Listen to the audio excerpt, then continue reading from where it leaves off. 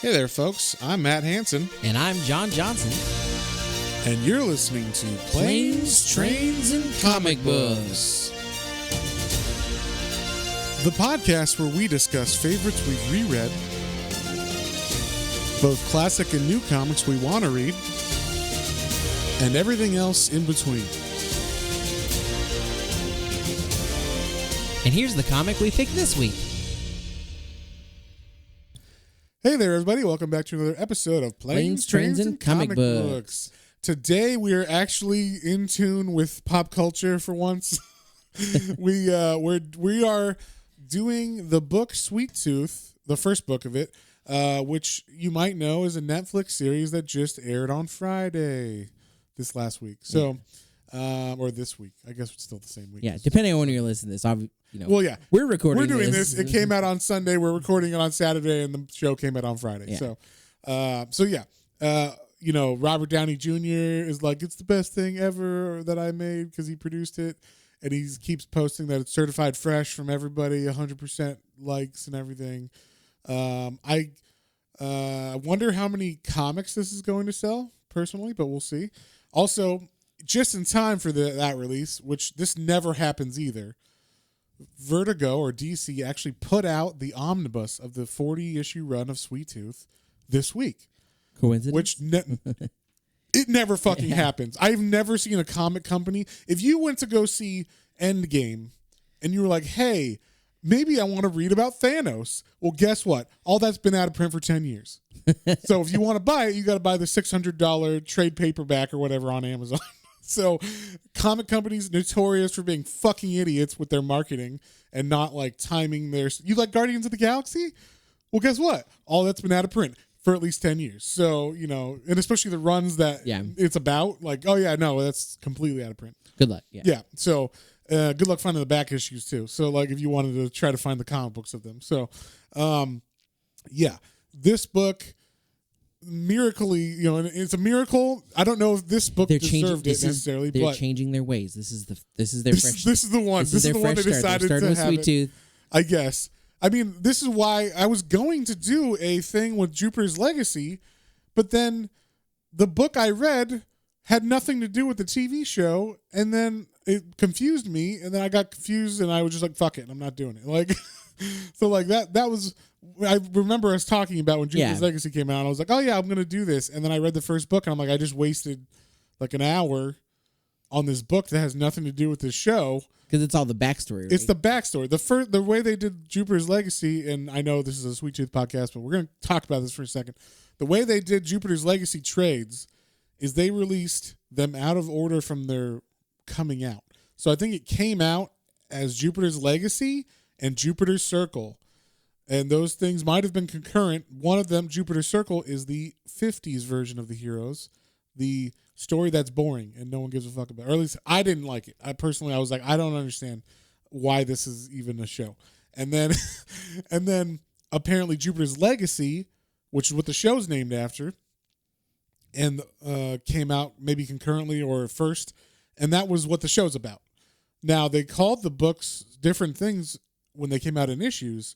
But when they released them in trade, they called them all Jupiter's Legacy, and they were like, oh, since these chronologically in the storyline are earlier, we're going to make trade number 1 the old people's, the 50s story, and trade number 2 is the 50s story, and then 3 and 4 are the cool, hip, new, like, groundbreaking story. So I was so mad that I wasted all this time on this fucking book.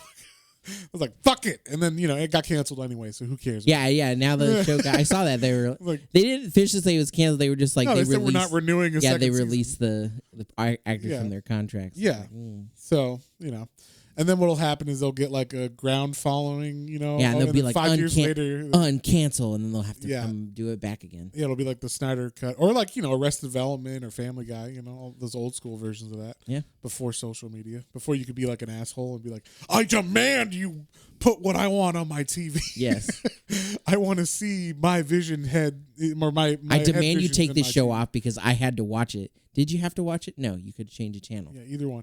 But either version of that is then bad. you took my favorite show. You will bring it back, or I will write nasty things about you on Twitter until you do. Until you do. Yes, I both versions of that are horrible. Cancel and uncancel everything. Yeah. You know, people used to joke like, "Oh, do I need to know what food you're eating?" And now people are totally fine with you putting all your thoughts about everything you read or watch. You know, and you know what? Thumper was right. Thumper's mom was right. If you don't got nothing nice, then don't say nothing at all. Or if you can't say something nice. Don't say nothing at all. That's right. All right? Or you're going to end up like Bambi's mom. Whoa, wait a minute. Yeah. Wait, no. Wait a minute. No, that's not what we meant. Speaking of Bambi, let's go back to the book we're reading. This all was relevant. You like that transition? We transitioned smoothly back to Sweet Tooth. Now, if you don't know what Sweet Tooth is, it is about a boy, at least from the cover, it is a boy with deer horns or antlers, as some people call them, antlers. I like to call them deer horns because I'm an idiot. Some hunter you are. Yeah, right. And then the ears, he's got deer ears, but then the rest of him is pretty much the same, like human body. They're deers, but they look human fleshy.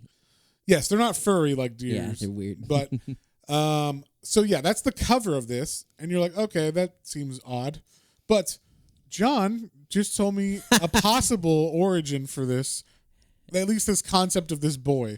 John, would you like to? Now, I don't know this because I don't listen to shitty music, but John, continue. Wow. So back in the day, I did used to listen to some shitty music, popular music. Shitty music. And one of the bands, like when they first came out, I liked like their first couple albums was Fall Out Boy. And in particular, there was a music video for the song Sugar We're Going Down Swinging. And never will with a bullet.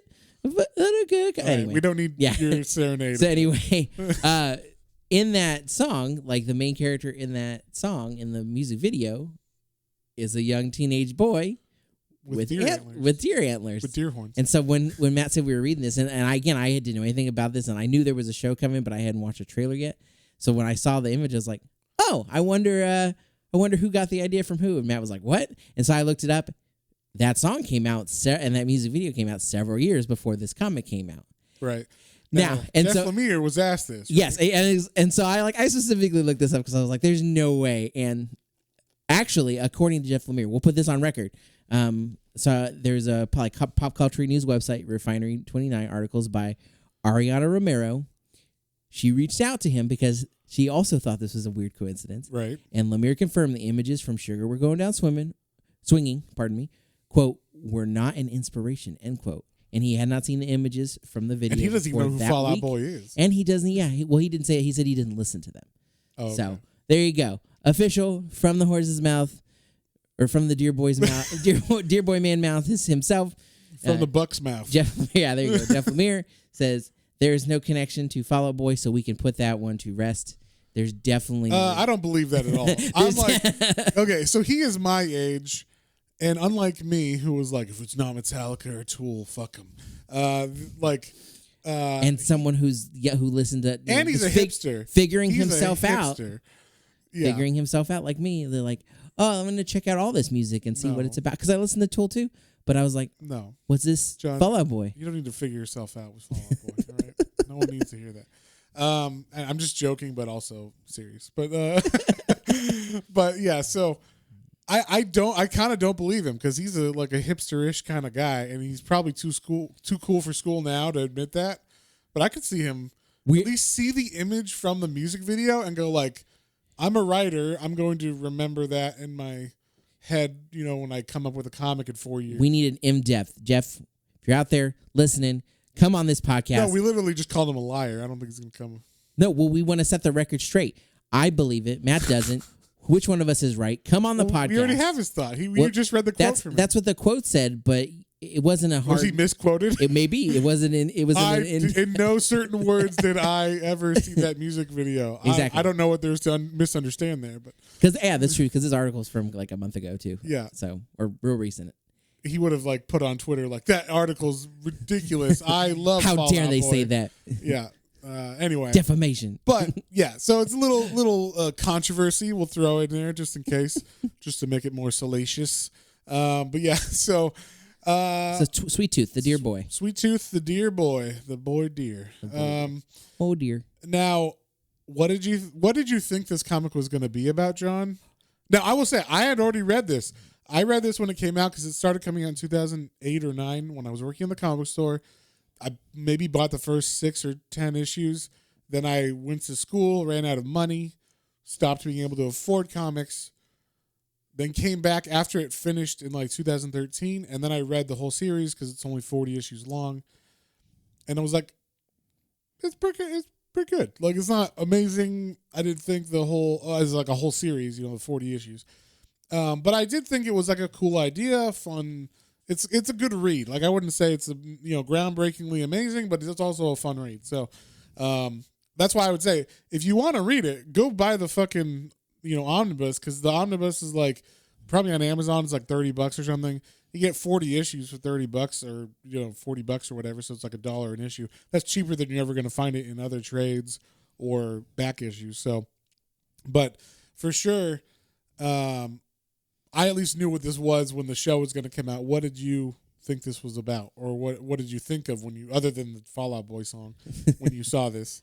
I was like, okay, so there's a boy and he got antlers growing out of his head. Apparently, he likes candy. Well, the main cover for this one, until I flipped the first page, because the main cover he doesn't even have candy. I forgot on about I that. saw. Yeah. This was we are looking at the cover of the first issue, and issue number 1 had the boy's face, like an upper torso.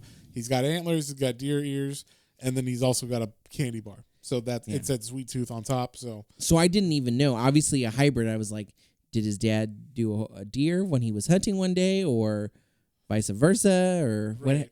I don't know. I was like, but wait, when he said, "Did your dad do a deer?" Did he fuck a deer? You think the dad fucked a deer? Well, no, that's when he was hunting someday.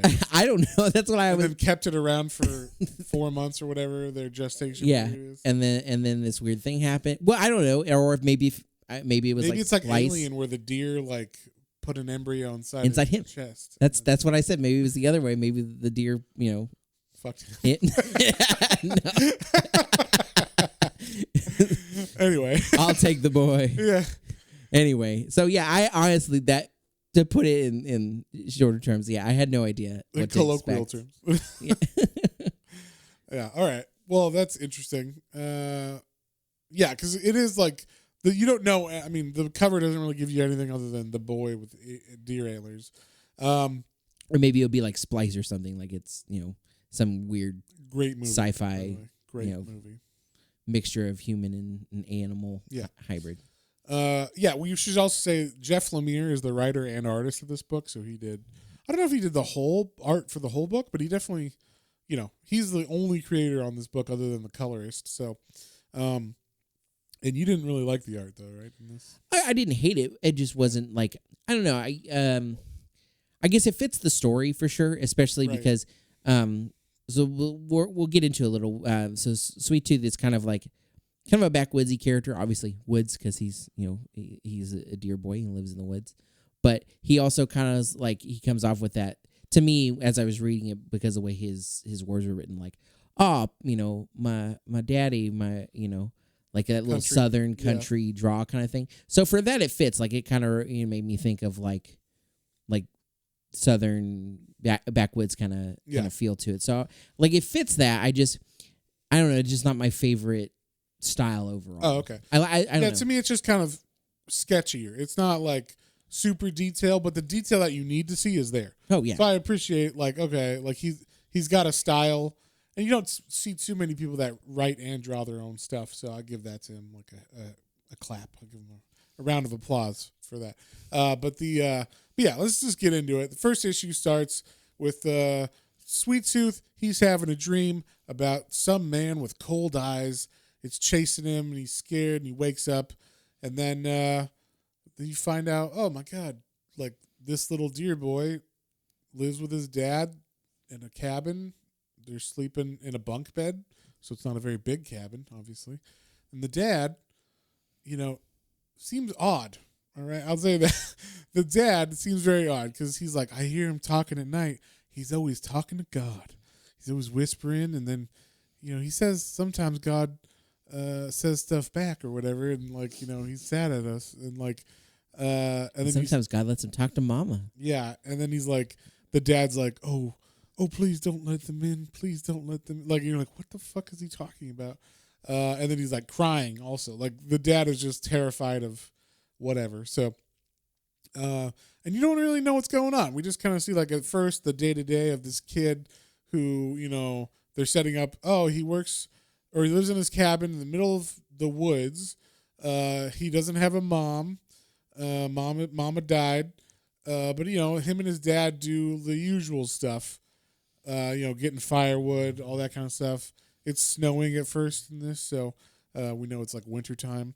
And like basically they just set up this kid was told by his dad to never leave this sanctuary, this park. It's like a preserve, a nature preserve or something that has a fence around it. And the dad literally told him, the dad is super religious, so he's like fire and brimstone religious, and he literally told him, like, if you go outside that fence, you will burn in hell, fire. You'll be a sinner, and yeah.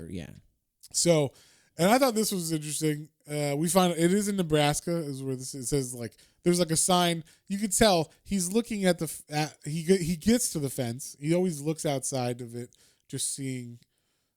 He's curious. He's a kid. He's supposed to be 9, I think, in this, or around there, maybe 8 in this beginning issue, and then 9 later on. But then he gets to the fence and he looks out, and it says like Nebraska State Wilderness Sanctuary, and he's looking, and you can see the power lines are leaning over. They're not obviously working.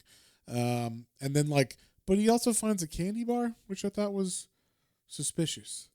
I was like, how'd that candy bar get there? And he was just leaving candy bars out, he didn't take it though. He thought about it, and then he went back to see his dad. But he's also never had chocolate. Yeah, because we find out through the dad talking to him and stuff that basically there's something going on, some disease. Maybe it was COVID. I don't know. There's some giant plague has struck the earth. And a lot of the population of humanity died. Some are immune, or at least didn't get it at first. And then some stuff happened where,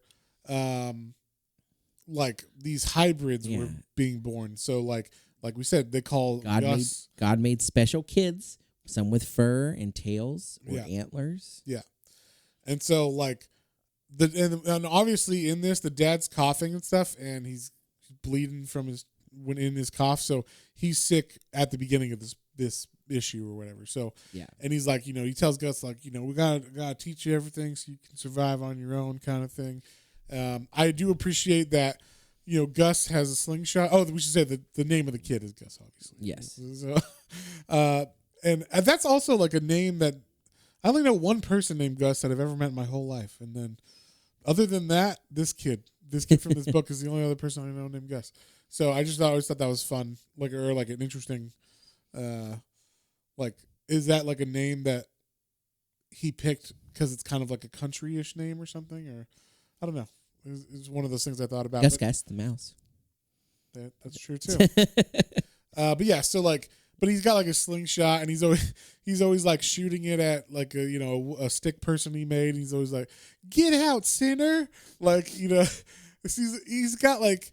I thought this was interesting. He's definitely more mature than a 9-year-old because he's able to go cut firewood, and he knows how to sew up wounds and stuff. Later on, we find out he knows how to grow vegetables and things for eating, but then he also is like naive, very naive, because the dad has told him like the world is like this super maybe like you call it like the tribulation, like after everybody died and went to heaven, these sinners are left, and they're gonna get the disease and die as well, or they might not, but they'll all like kill each other off. And so that's kind of like how naive he's kind of like, just a super church kid that learned a bunch of useful skills and is more responsible than a normal 9-year-old. So it's very interesting. It's kind of like a good character mix, I think, especially for like a lead character, because he's naive enough about the rest of the world that when you meet other people, it's like, what? Okay. But then also he's helpful and useful in situations. So yeah, he's not useless. Exactly. So and then he's walking through the woods one day while he's shooting his sinner stick figures or whatever, and he finds another candy bar, and this time he actually eats it, and he's like, hey, what is this thing? And then I was like, where the fuck are these candy bars coming from? But I guess they're kind of setting up that there are people trying to, maybe they know about him there or someone there, and they're trying. I figured they either know or obviously there are people out there and they dropped it, something like that. Dropped it. Just drop it. You don't drop candy bars in this. They fell out of a pocket. You never know. In an apocalypse, you think you wouldn't know how much food you got, John? People are moving around. They're hustling, bustling. Wow. That's what you know. What I say to that? Don't hang out with John in an apocalypse. He's dropping food and supplies all over the place. I'm telling people I'm dropping food and then eating it myself. Oh, so we can find our way back. So yeah. Anyway, the dad, sees, like, when Gus comes back, the dad sees the candy bar. He's like, "What the fuck? Where'd you get this? Where'd you get that, boy?" And he gets super like angry, and then he's like, "Well, I'm sorry. I didn't mean to yell or whatever." He's like, "I just care about you, and what do you basically, you didn't see anything, did you? Like, anything different out there? You could tell me. I don't want you getting, like, found by hunters and stuff." So he definitely tells the kid there are dangers out there. It's not just us, but that's why we're here, because we're, like, safer in this preserve or whatever. So promise me you'll never leave. Yeah. I promise. I will never die. But yeah, so that's kind of like basically the dad and him just living, day to day. Is kind of how it starts. And then right towards the end, the dad like finally like gets fully sick and dies. Yeah, he like this issue just starts with him being like. So we've only seen the dad like maybe 4 times in this issue. Yeah. At first he's coughing up blood, and then Gus wakes up to another nightmare with the man with the cold eyes, and then he's like, "What?" And then he like hears Dad saying, "Gus," and he's like, "Dad?" And then like he's like but by the time he gets down the bunk, Dad stopped moving. And like he doesn't understand that he died. Quit talking to God. Yeah, he quit talking to God, quit talking to me too. Quit talking about the Bible. And I liked this progression of panels. You see in the background, though, it's like a double page spread of the seasons changing. And through the seasons changing, the panels are kind of diagonally going across the double pages. And so you see the dad just dying and the Gus realizing it. And then the body slowly decays and, mummifies, I guess, over that time. Which is disgusting. He just slept in this. He just lived with it in the house. The smell and everything. Dad don't talk a lot no more. I wonder what happened. I think he knows what happened, but he doesn't want to like admit it. Yeah. Because he obviously knows like about first aid and stuff. So like later on we find out. So it's interesting that he just like maybe he doesn't know how to let go of his dad or live without his dad, but. Seasons change with his dad being in that bed, so he knows how to live on his own. He's not an idiot. Yeah. And he can like live and survive in this, area and not be fully like a 9-year-old by themselves in the woods doesn't normally sound like something that's gonna end with them alive, So exactly. He lived through spring, at least, towards the end of spring and the end of winter, and was able to, live on his own. So, but then finally he does actually bury the dad, and he sees a deer for the first time, or I don't know if it's the first time, but he like sees a deer that's got antlers. He like, it's just like me. He locks. This is funny because he locks eyes with it, and I thought he was going to be like, oh, "Mama." And and then the deer is instantly murdered and killed by a hunter, and then it turns out the hunters were actually like. They say like, "Oh, it's this way. I saw him through here," and then you think, "Oh, they were actually hunting deer because they're like, survivors of an apocalypse trying to find food," and they're like, "No, you said it was a hybrid. This is just a regular deer." And he's like, "No, I saw a boy." So like, they're actually looking for a deer, an antlered boy, and I'm gonna say deer horns the whole time, a deer horned boy, and so these two hunters come out of nowhere. Now, I will say, when you see where these graves are, it's almost like they wanted, like the dad was really stupid where these graves were, because they're in an open within the eyesight of the road that's like beyond the fence, and it's completely open. It's like a meadow. It's like Bambi's mom. Like Bambi's mom's just eating some meadow grass, like what do you think's gonna happen? So but these hunters, they I assume they were just saying like, hey, there's fucking graves here. Maybe we should just stock out, look out right here. That's also where we found the candy bars first. Maybe we'll put out some candy and throw some fucking candy out and see what we find. And maybe they saw him once, and then that's what led to them coming back. So basically he tries to fight him off with his little slingshot, and of course that doesn't do anything. They're like, you fucking kid, get him. And so they run after him. They actually do capture him, and they're like, oh, he's gonna get us a pretty penny over at the what does it say, like the sanctuary or something, or like the militia place or some shit. Yeah, the militia will give us a pretty penny for him. And then that dude that was talking gets his head blown off, or blown in two. And I would say this book is like an adult book. It's definitely graphic and they swear and stuff. So it's a Vertigo title from DC, which was their mature line until recently. So, it's definitely not like for children. And maybe, you know what? Maybe that's why we were talking about this earlier, but I actually watched the first episode of the show, and the show has a completely different feel than this book. But maybe they were like, kids will want to watch it because there's a kid in it. So we got to make it more like whimsical instead of desolate. Dark and apocalyptic. Yeah. But basically, this guy gets his head blown off. The other one turns around, and they see, who is it but the man with the cold eyes from his dreams. Somehow he was dreaming about this guy. I don't know how. But yeah, that's interesting and weird. He doesn't have any telekinetic powers later on or anything, so I don't know why he had dreams of this specific man's face. But basically, it's this guy shows up, kills the hunter, saves Gus. And then, basically we find out his name is Jeopard. Yeah, I like that he said, my name is Jeopard, and I was like, Jeopard? And he's like, like leopard, he's telling the Gus kid. Like, what's a leopard? What's a leopard? Yeah. He's like, never mind. And so, like, basically, we don't know if this Jeopard guy is good or not the whole time, but, like, he kills the other hunter, too. And he's like, you need to come with me. I'm going to take you to a place where there are people like you.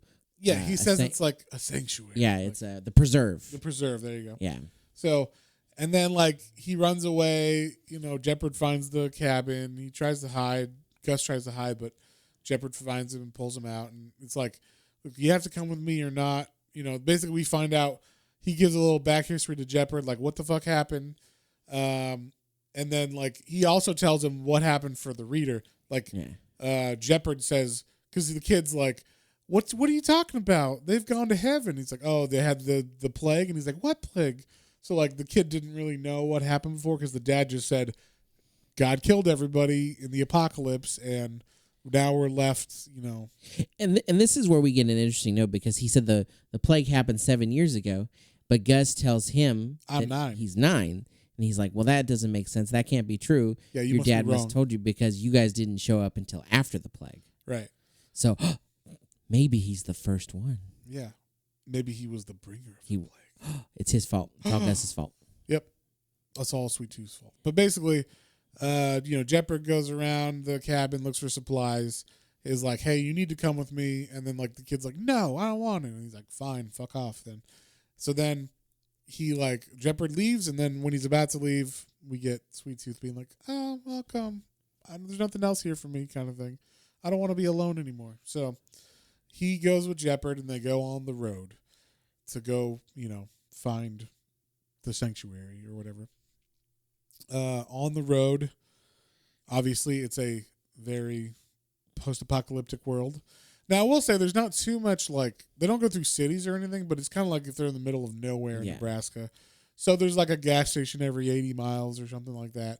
They camp behind one of those. I don't know what they're roasting. They caught something. Roasting something, yeah. They're roasting it over like a barrel fire or whatever.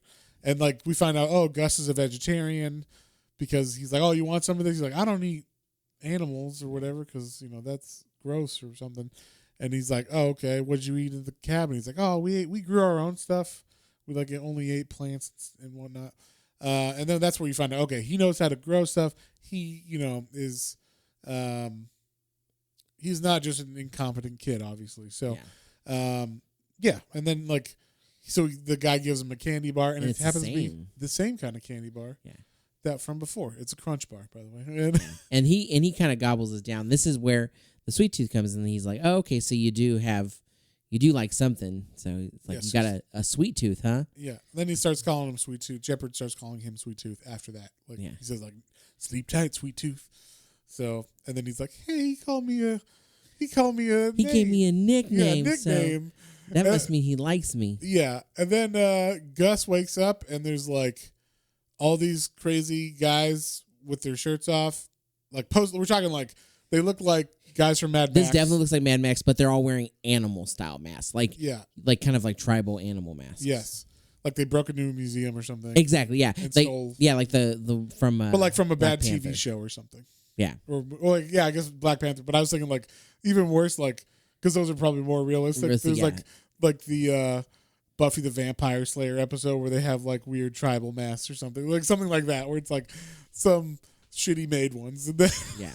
But Jeopard wakes up as they try to kidnap him, and this is a weird thing. I don't know why he did this, but in this fight scene, he like, I guess to emphasize like the violence or where he was getting hit, he circled in red like where one of the guys tries to hit Jeopard with a bat, or two guys try to hit him with a spiked bat. One of them he catches with his hand, so like it circles in red ink, and like fills it all with red ink, which is interesting.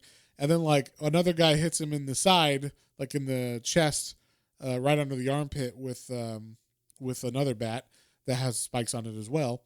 And then Jeopard like scratches one of them and kills. I assume he kills him, like rips out his throat, kind of thing. But they do kidnap, or one of them actually gets away with Gus, and Jeopard, pulls out his rifle. Apparently, Jeopard's a very good shot. Yeah, because he goes right through the guy's back of his head through his eye. Yeah. And then the guy, like, one thing I'd like, so in a normal comic, like if this was like a normal DC comic, that guy would you wouldn't see the bullet go through his face like you do in this. And then also he would just be dead after that. Like he'd be something on the ground. Where in the next page, you see the guy, like, as he walks up, the guy's still like, like he's not quite dead. Yeah. Maybe he's got brain damage and he's bleeding internally. He's going to die, but he's not quite dead yet. And then Jeopard's like, shut up, and just shoots him with the rifle again at close blank range. Double tap. Yeah. But that's not fun with whatever size rifle. I don't know what size rifle that is, but rifle's not fun to get shot with at close range. So, yeah. But then Jeopard like passes out from his wounds, and he's like, this is where you find out, oh, Sweet Tooth knows, what's it called? Some first aid. First aid, yeah. Because like he's able to pick Jeopard up somehow. Yeah, and put him on the horse. Bandage him up. Then he's like, oh, I'm going to find food for us and like, a place to stay. So he finds like a barn. Jeopard's passed out the whole time kind of thing. And then he comes back and he's got, food and stuff. He basically went to a house. He found a house down the road. He looked through and he didn't find any live person. He found a dead person. One dead person. Who was all curled. It was interesting. It was all curled up in a bed. Like obviously they died of a sickness or something. And and then they had a book in their hands. And I thought this was funny. Now they can't use the word Bambi because that's copyright. So he finds the dead little kid, because it's obviously a kid's room, is holding a book that says Dandy, and it's got a deer and Thumper on the front and everything. So it's obviously Bambi. A deer and a rabbit. Yeah. You don't know it can't. Well, and I we can't say Thumper. So, but the funny thing was the reason why he knows even what this is because I think Jeopard calls him Bambi, or references Bambi, and he's like, "What's that?" And he's like, "Never mind." But that was like way earlier. Yeah. So he sees this, he's like, "Oh, Bambi." Like maybe that's the deer, and that makes sense. Dandy. So he sees it, and he's like, "Oh, Dandy." Yeah, he can't say Bambi. So, does he say Dandy? I think he even says Bambi. He says Bambi earlier, but But then in the we're just supposed to know. The book title is Dandy. Yeah, okay. We're just supposed to infer like, oh, we can't use this for copyright reasons. Yeah. But obviously it's Bambi. So anyway, he got food. He's, helping Mr. Jeopard get, all patched up and everything. He's reading Dandy. He's like, it's just like, it's just like the stories Dad told me or whatever. And then he, falls asleep, has a dream. I thought this dream was fun. It's like a cartoon world with Bambi and, Thumper. And it's like he wakes up and Bambi's like, "Hiya, Gus." And then, the rabbit's like, hey there, old chum. And then like, he's like, "Dandy." He's like, we don't have much time. You got to get away. You're going to die. Yeah, you're going to die. You got to get away from Mr. Jeopard. He's a bad man. And he's like, "You got to go back to the woods." He's like, "No, I like Jeopard. He's nice. He wouldn't do anything to me." He's like, "No, there's more bad men and he's bad too. You got to run away before it's too late." He's like, "Go now, run away." And then they run away. And then he wakes up from, he has crazy visions of, so the deer run away, and then what comes up are like these human dog hybrids that are like on their, like all fours, but their faces are dogs, so it's like creepier looking. It's pretty creepy. And then there's like some guy on a horse. It's kind of like if they were hunting like old English style, like foxes or something. Yeah. Where you have dogs and you're on a horse. And blah, but they're half dog, half people. Yes. They're weird hybrid dogs. And then so Sweet Tooth wakes up having that nightmare, and then like Jeopard is awake and he sees Jeopard. And he's like, "Oh, you having a bad dream, Sweet Tooth?" He's like, "Oh, yeah, like what the heck?" And he's like, "Maybe you shouldn't eat so much of my fucking candy." And then we see he ate all of Jeopard's candy because he can't fucking close his goddamn face. And so that's why, Sweet Tooth, obviously. But yeah, so now Jeopard's alive. He's like, "Oh, thanks for fixing me," and all this stuff. And he still calls him like a little fucking pig and stuff. Like, he's not that nice to Sweet Tooth, but he's also not horrible or anything. Then they actually get to a town. And in this town, they come to a street where like there's all these bodies piled up. It's like, "Oh, maybe we shouldn't go down this street." So they start to turn around and they start getting shot at by or they see someone in a building and they're like, "Oh, yeah, there's someone in there. We gotta go, see who it is," kind of thing. Like maybe they're bad or whatever. When they go in there, they find a woman. She's like, "Oh, my name's Becky. What's yours?" And then she's got bunny ears, and you're like, "Oh, she's one of the hybrids." But then it turns out it's a trap. As he gets close to her, he pulls the bunny ears off, and he's like, "What the fuck is this?" And Jeopard. It was Jeopard that got close to her. And then Jeopard hears a gun click behind him or get cocked, and he's like, "Oh, fuck." And so then it turns out, oh, this is like a whorehouse, like an apocalyptic whorehouse, where these women are held against their will by this couple. These girls, we should. I'm saying, they're 16, because he's like, she can't be older than 15. Yeah, and like Jeopard's like talking to this guy. They actually I don't know how. These guys are way more trusting than I would be. But Jeopard's like, "I just want to fucking go, and like you should drop the gun." And the guy's like, "I'm not doing nothing." And then they just kind of stare at each other. And Jeopard's like, "You think you could pull that trigger before I grab the gun out of your hand and rip out your fucking throat?" And he's like, "I guess I'll put the gun down." I'm like, "Yeah, I do think I could pull the trigger faster." Like, why wouldn't you think you could pull a trigger faster than? Well, I think Jeopard? It was more than that, because he says that, and then he's also like, basically like, you look at the world around where we live, like you think I fucking care about dying? Yeah, so that's true too. I think it's more of a will thing than a. Yeah, but still, I'm like, yeah, I do think I could kill you with this gun. Yeah. Before you could grab it and disarm me, and I'm like, what is this? Some like Steven Seagal shit? What are you gonna do? So, yeah. Anyway, you think you could stab me? The guy lets him off. Like puts the gun away. Then the wife is like, "God damn it, fine. Like we'll just like give up. I guess we'll let him go." And then so they let him go. One of the women whispers, "Help us" or whatever on the way out.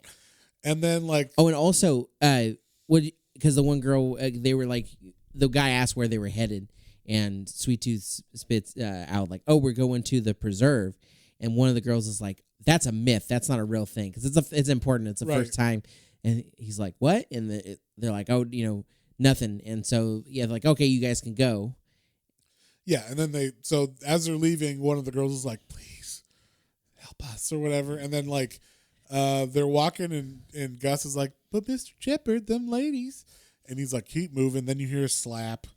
Then he's like, Jeopard like closes. I mean, apparently he's a, chivalrous guy or whatever, because he goes back and he sees, one of the girls is about to get killed. And she comes out of the doorway, sees Jeopard. Jeopard puts his finger to his lips, like, be quiet. And then he comes in and just fucking butts the guy with his rifle right in his fucking jaw, breaks his teeth and jaw and everything. Yeah. And then he beats the fuck out of him. I don't know why his wife didn't shoot him now then, because he is in the doorway now. She has a gun in her hand. But apparently these people are not very good at apocalyptic. Because, post-apocalyptic, I'll call it. Because these guys are like, they're running a whorehouse with people they've kidnapped. And they're willing to do that, but they're not willing to, like, I don't know, shoot other people that are threats and things. So they're pretty bad at this. But he basically smashes this. He takes the time. They show about 6 hits where he smashes this dude's head in. And then she shoots at him, but misses from 5 feet away. I'm almost certain. I think anybody could hit anybody at 5 feet. When you're malnourished and in a post-apocalyptic She doesn't future, look malnourished. I'm just assuming. You don't know how many girls they ate when they. Yeah, all the there used other to be girls. 7 girls in this whorehouse. Yeah, now there's only 4. The girls that didn't want to do it anymore. Well, I guess your food. Yeah. So he's able to take her out. Then, like the girl that he saved right away was like, no, don't kill her. Let me. And she like shoots her in the fucking face. Then Sweet Tooth sees that and is like, holy fuck. And then. Basically, the girls are like, nah, we'll just stay here. Like, yeah, we'll just keep doing what we've been doing, but we'll be the ones in charge of us. We're doing it on our terms. Yeah. So it's like, okay. Then one of them, and this is like a dick move for Jeopard, or to Jeopard, but Jeopard just saved these ladies, as they requested. Yeah. And one of them still goes, hey, kid, there ain't no preserve. You watch out for this guy. And it's like, he just saved you. Yeah, why would you... This is a post-apocalyptic world. He could have just turned around and murdered you all now. Like, I don't understand why. Why are they so keen on like talking back after to a man with a gun? Like, that show who just beat the crap out of that guy, crushed someone's skull with his gun. I don't know. This is a weird post-apocalyptic world. Like we said, Jeff Lemire is a Canadian, so maybe he doesn't quite understand how people will act. Maybe some Canadians will act differently in a post-apocalyptic world. But this is in Nebraska. And in Nebraska... These are corn-fed people. Yeah, these are corn-fed, rough and tumbles, all right? So, they're not gonna just willy-nilly let people go and talk back when they got saved and all this stuff. They're going to shut the fuck up and, just move on with their lives however they wish. But, if anything, they'd be like, thank you, sir. I don't agree with you, but... I'm not going to say that out loud. So, and so basically they keep riding after that. That was kind of like the big, like, action sequence. All of these, it's weird because it's like, how do you make a comic about riding through Nebraska on a horse interesting, especially when there's no people or anything? Yeah. And it's like, well, you got to have these moments in between where action happens, where they meet someone, then it goes bad, So then we get to the last issue of this.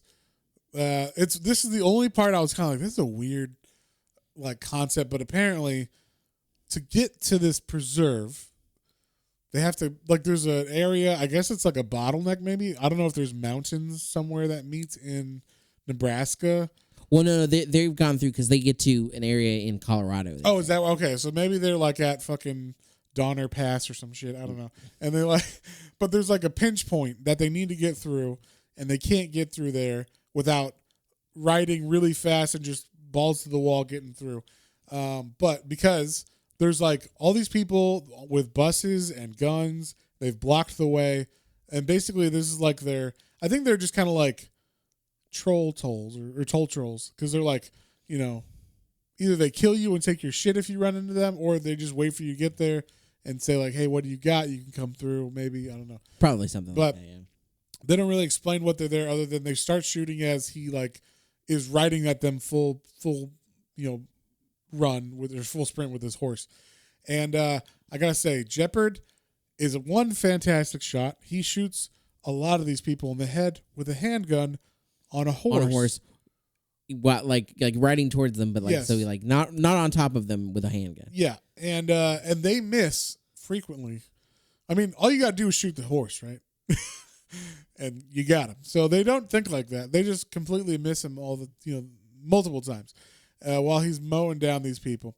He's able to get through the bus because stupidly they left a small section open in between them. A tiny gap just big enough for a horse and two people. And so, he's literally just riding through blowing shit. Finally, they start chasing him as well. And one of them actually hits the horse. It's a miracle. And this is one of the best panels in the whole series or whatever. But they both go flying. And we see a double page spread of all these squares. Maybe it's, what is it? It's 24 panels or something on this? Is that 20 panels? No, 24 panels, yeah. So it's 24 panels big on one side. All of them make up Gus's head like a collage kind of thing. Yeah. But then as it moves into the second page, they all start tumbling down, kind of like they're bricks falling apart. Yeah, going into the abyss. He's unconscious. He hit his head. Sweet Tooth hit his head while he fell off the horse. And then what we're seeing, the little tumbling blocks, are what's going on. I guess Jeopard was like fucking Spider-Man and did a tumble. It just popped back up. And just started, beating the crap out of the people following him. Yeah, and keep in mind, they still had horses and all this, so he's just fucking, I don't know, they should have showed him strangling a horse or something, just punching a horse in the face. How did he get this down? But I don't know. Hand around his neck, putting his fingers in the nose, go to sleep. Go to sleep. Yeah, so anyway, he's able to kill all these people, and then, basically, Gus passes out, then has a vision of his dad.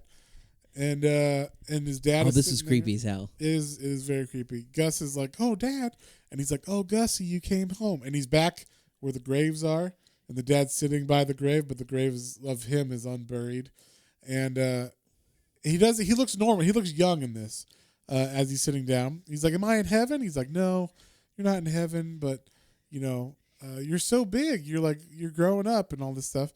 And he's like, "Oh, I left the woods like you told me not to do." He's like, "Yeah, you did, didn't you?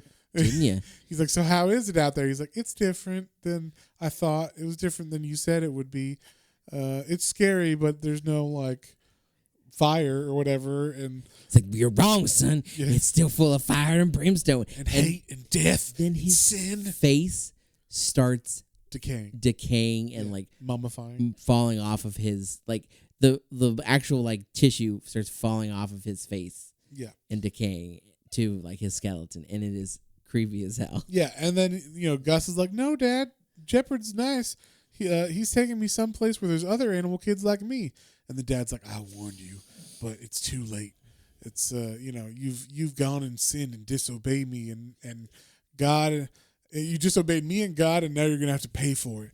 And he's like, "No, Dad, please don't say that. I love you, Daddy." And then that's the last thing he fucking says to him in this dream. Super fucked up and super oh my God. And then Gus just super depressed and sad. Then he wakes up. It turns out Jeopard, he got a very mild cut on his arm in that fight, but other than that, pretty good. Okay. Yeah, pretty good. It might as well have been from Sweet Tooth. Maybe Sweet Tooth's horn caught him, and I'm gonna call him horns, and then, scraped him or some shit. But other than that, pretty much, that's he was fine. And Jeopard is like, "Hey, can you walk? Are you okay?" He's like, "Oh, I'm still kind of dizzy." So Jeopard fucking carries him, and they walk and walk and walk for a really long time. And then he's like, "We're almost there. We're almost there." And they get there, and what do we see?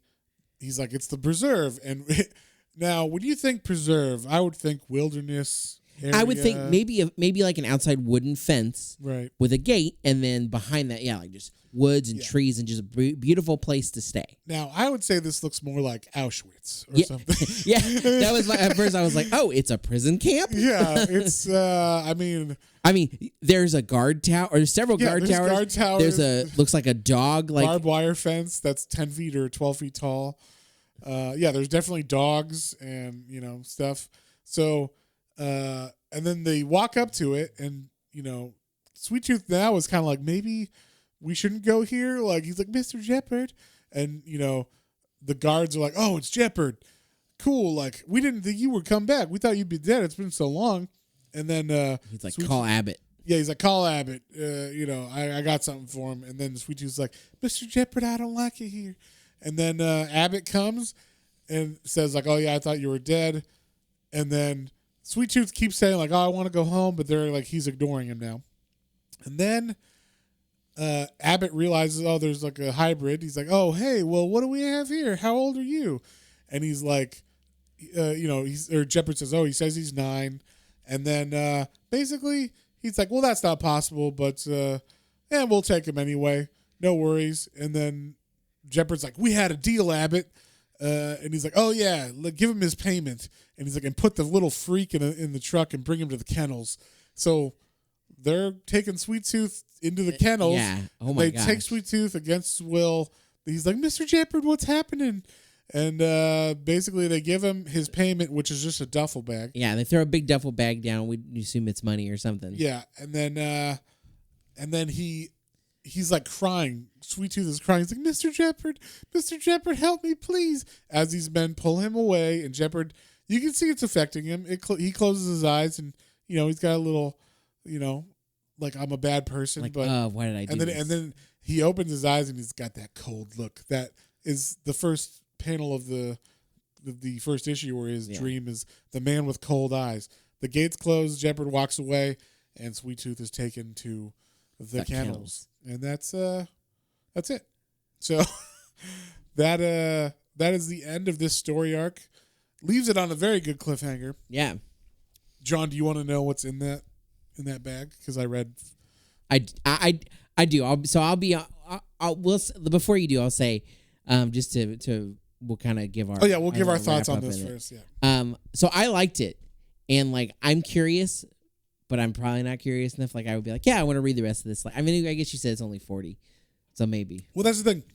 It's one of those things of like, I'll get to it someday. It's like I got a lot of other stuff that's better to read, but once I read those things, you know, this ain't a bad story. That's kind of how I felt about the whole series overall. I enjoyed it. Yeah. But it wasn't like life-changing. No, like, you know. There's been several where I was like, I want to keep reading this. That was awesome. Yeah. And yeah, so this one was like, oh, it's like I want to know what happens. Like I'm curious, but it wasn't like my favorite story. Like this is definitely like, this is in the middle from the things we've read. Right. Like it was good. It was solid. The artwork's okay to me. I feel bad saying that. I could never do this, obviously. I'm gonna put this out there. For your taste, for my it's too taste, sketchy or whatever. Yeah, it's not my favorite style of art. Yeah. But it's good. It's very serviceable. It is for this specific comic. It definitely catches the tone and feel of everything. And like you were saying, like I think the idea is quite cool. I love things where I love post-apocalyptic. First off, like those are some of my favorite stories. Right. And then I like where they like bring together things that shouldn't go together come together, like human animal hybrids, like things like that. Or, aliens, and people coming together with things. I like those kind of stories. You like seeing aliens and people fuck? Yes, exactly. That's where I was going with this. That's all I meant. No, because he's an otherkin. That's what John is. Wow. Anyway, he's a deerkin. So yeah, I like those kind of stories. They always, in general, usually have a cool idea behind them. And like you said, like this felt neat, and like I definitely could see like. I have an ideas where it could go, so I'm a little curious. But in general, again, just not my favorite, but I enjoyed it. It was a solid story. Yeah. I definitely especially now with the show coming out, I would read this and want to see the differences. So that's cool. Yeah. But yeah, I mean, I didn't love it. I didn't hate it. So I would say I would probably give this, probably 5. A 5? Okay. Yeah, it's right in the middle for me. I'm gonna give this one a 6. I think it, for like creativity and whatnot, and like we said, this is written and drawn by one guy. It's his whole vision, the whole series, and everything. Like it definitely has its own feel, and I like to, grade on a curve for creativity, kind of thing. Like now you make me feel bad. No, hey, everybody grades however they grade. All right, but yeah, and I also thought this was better than like Batman Hush, like because Batman Hush is our 5, right? That's the one we were like, it's a 5. Yeah, it doesn't quite make sense, or it doesn't quite fit like it doesn't quite tie itself together or whatever. This definitely has more cohesiveness. It is a better story over, like, it's not finished obviously by the end of this, but there's like a more interesting story that hopefully goes somewhere to like have an end or whatever. So I'm going to give it a 6 for that. I think it's better than like than like our 5. It's better than average, but it's not like groundbreaking or anything. So it's surprising that they were like, yeah, we're going to pay a bunch of millions of dollars. I want to know. Make a series about it. Now let's talk about it. Since we graded this, I'm going to talk about the show a little bit. The show, okay. But so that's the comic. So from here on, if you're going to continue listening, we're just going to say from here on out. I'm not going to spoil the show. Okay. I won't spoil the show. The things I'm talking about are feel and tone. So the tone of this book is literally Mad Max with children of men. Yeah. Like a very somber, like fucked up, tone to it. Desolate, gray, a lot of grays, a lot of. If you play Red Dead Redemption, like it's got like the whole like look of it definitely has the feel of like open fields, open deserty, or open, not desert, but like you said, like fields and like farmland. Exactly. There you go. Cornfields, but without the corn. Yeah, corn is died. Dead it's corn. Grass. Yeah, dead corn. And so they're hybrid corns. They got deer antlers. Are those corn people? Everything's corn. Get out of here. I'm corn of action. So yeah. Anyway, that's our Rick and Morty side.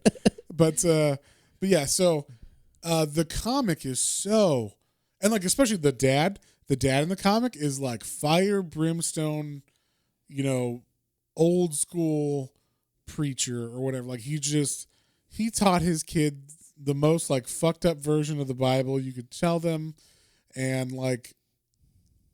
luckily he taught them other stuff too, like how to survive or whatever, exactly. But like without that, he didn't teach them much else about the world, except like to be scared of everything and like you're gonna burst into flames and you're a sinner. And so like Sweet Tooth has all this weird guilt about sinning and stuff, but he's not even sinning like traditional sins. It's like, oh, I just disobeyed my dad and walked across the fence line or whatever. Like, so I guess disobeying is a sin, but like honor my father and mother. Yeah, but like the walking outside of the fence is not in the Bible. So that kind of stuff is super fucked up. Now in the show, the tone of it is there's a magical world. Now, yes, all the people have died, but it's still magical because there's these whimsical children that have been born with antlers and things or whatever. And like, it's just a weird thing. Like the tone of it, for example, when they show this in the preview, so I'm not spoiling anything, but they show one of the little babies after it's been born in a hospital, and like I think it's like a dog hybrid. So the kid has little fuzzy dog ears, and he's got like little dog fur nose, and he looks adorable or whatever. Yeah. And saw the image, yeah. Yeah, and so the music at that moment is like, bleep, bleep, bleep, bleep. Yeah, it's like, oh, isn't this fun and whimsical?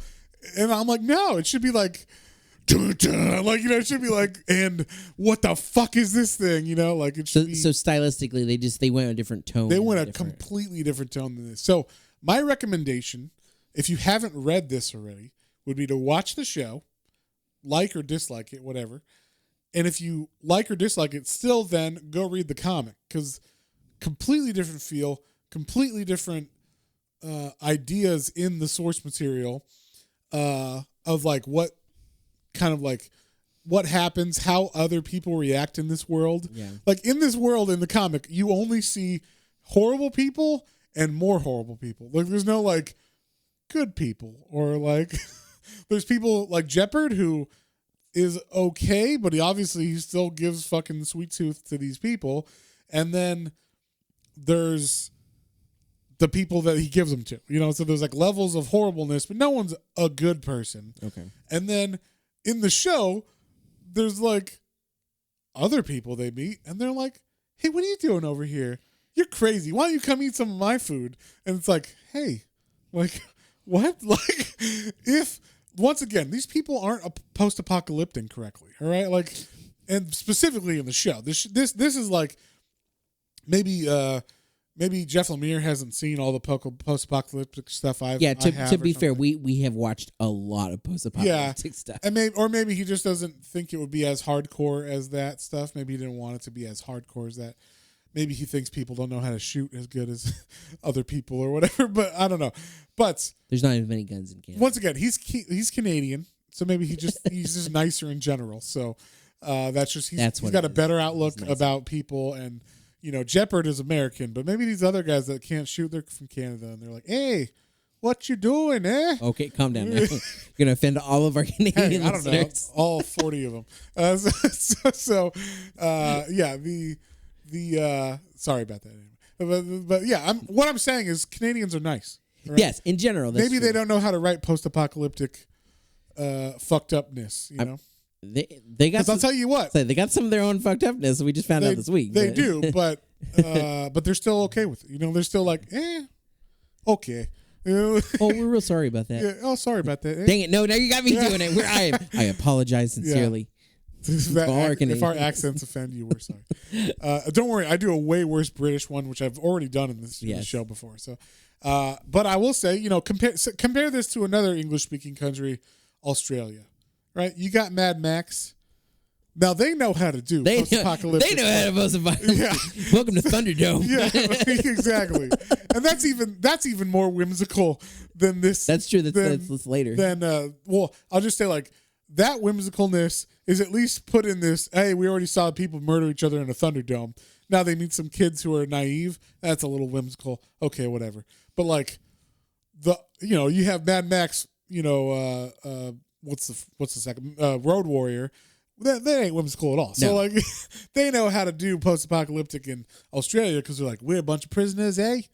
Oi? Well, I don't know what the fuck there's a king croc right there. I don't know. Oh my God. I'll have you know my Australian accent is specifically from South Park.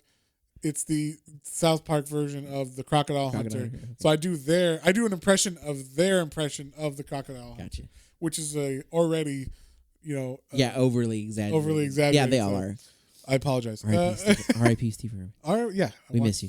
We miss you, you sweet prince. So anyway. But like I don't know, it might be just because of his sensibilities as a Canadian, or just he didn't want it to be. I don't know. To me, it just didn't say like everybody in this definitely is, like I said, they're evil, bad or evil, but they just aren't as hardcore as I would think they would be, kind of thing. Maybe. Yeah. I don't know. Except Jeopard. Jeopard is fucking hardcore, but the other people they meet, not so much. But yeah, so the show itself, the tone is completely different. And so I would say, if you're going to watch the show first. If you're debating whether you should read the comic or watch the show, I would say watch the show first. Like I said, either like it a lot or don't like it. But if you do that first, then just read the comic, because the comic has a tone of its own and its own like feel and everything that I think is better and should be separated. And I personally, when I was watching the show, it just made me mad because I'd already read the comic. So that's why I say watch the show first, because if you don't like it, you're going to be like, fuck this shit. But, if you haven't read the comic, maybe you will like it. And I want you to enjoy the show as well. So you can still enjoy the show probably if you haven't read the comic and if you like the show. And then you go read the comic and you're like, wow, this is completely different. But you're not like, what the fuck? Like that's how I was when I was like, what the hell is this bullshit? Like the whole time I was watching it. I got to 3 episodes and then I was like, I'm done. I'm done with this. You're done with the show? I can't watch this. So, yeah. But that's just me, maybe. I don't know. Check it out. Robert Downey Jr. loves it. Make your own decisions. He produced it, so he loves it and thinks everybody should watch it. And it's definitely certified 100% on Rotten Tomatoes. But yeah, let us know what you think about either the show or our thoughts on this book. But in another, not normal thing for us, we're actually on the pulse again because Craven is out in the news today or this week because he was picked for the new Spider-Man movie, the villain Craven. So we're actually going to read Spider-Man: Craven's Last Hunt. Hell yeah! For next week. I'm excited for that because look at us being on top of. Yeah, we're on the pulse. Yeah, the pulse. That's what it's called. We're on the pulse. We feel the pulse. It is interesting. We'll see. I have mixed thoughts, but it's also like wait until it comes out. Wait and see. For him? Yeah. Well, just because there's so many of the same people playing other characters, but then it's one of those. So it's Aaron Taylor Johnson's going to play Kraven. Right, he just played Quicksilver. One of the Quicksilvers, right? Yeah, he was the MCU Quicksilver, right? Scarlet Witch's. So he died. I know, but then we also say like Chris Evans was also the Human Torch first, and then he ended up being Captain America. Yeah, but that wasn't MCU. No, I know, and this is this is like MCU, but this is the Sony universe, which is going to combine because they said but now it's all they made deals. This is all part of. Oh yeah, because they've already said like with the next Spider-Man movie. I mean, it's the Spider-Man that's in the MCU, right? Yeah, exactly. So it's still the MCU. So technically, we assume we're not 100%, but I mean, Tom Holland. I think the first time I remember seeing they were like trying to get him to like a 15 movie contract or something. It was like ridiculously large. Don't you want to play the same character for 40 years? For 40 years, yeah. Yeah. Hey, I mean, as long as you can do other stuff, whatever. It's cool. Can you? If you have 40 movies to make or whatever? I don't know. 15 movies to make? Anyway. Either way. So anyway, we're on the pulse. We're hitting it hard. We are making a lot of headway in our YouTube and stuff. We're trying to make more videos. I have done a bunch of reviews. I am now on a schedule of Tuesday, do a comic review. Wednesday, release a graphic novel review. And then Thursday, do another comic review. And I'm trying to do like Tuesday will be an older comic maybe or just whatever I'm reading. And then Thursday will actually be something from that week that was new that I'm like recommending or just reviewing in general. So that's the new schedule besides what we normally release on, the podcast on there and everything. But so check out our YouTube, Planes, Trains, and Comic Books. On there and like, share, subscribe, all that stuff. Also, if you feel so inclined, please leave us a review for all this stuff. Let us know what you're liking, what you're not liking. Don't forget to check out our Twitter as well, our Instagram. We always have our stuff put up there, so you can let your friends know about comics. If you like this, share and let them know. Yeah. And definitely if you listen to us on Apple Podcasts, make sure to or wherever, just leave a review. Just leave reviews wherever. Leave some reviews. We just need people to help us out. We're trying to break into some different levels. I know we're at 82 subscribers on YouTube. So when we get 100, and I'm going to be saying this in the videos that I do this coming week, well, we're going to give away a gift card to someone randomly in the comments. So you're going to have to comment and also subscribe, and I will then pick from those and give I don't know. We'll give a Comixology gift card. Yeah, I think we'll do Comixology at least. So I don't know how much it's going to be. We'll see. We'll see how much it is. Yeah, we'll see how much interest we get in it. Yeah. So on that note, we will see you all on the next one. On the next podcast. Bye.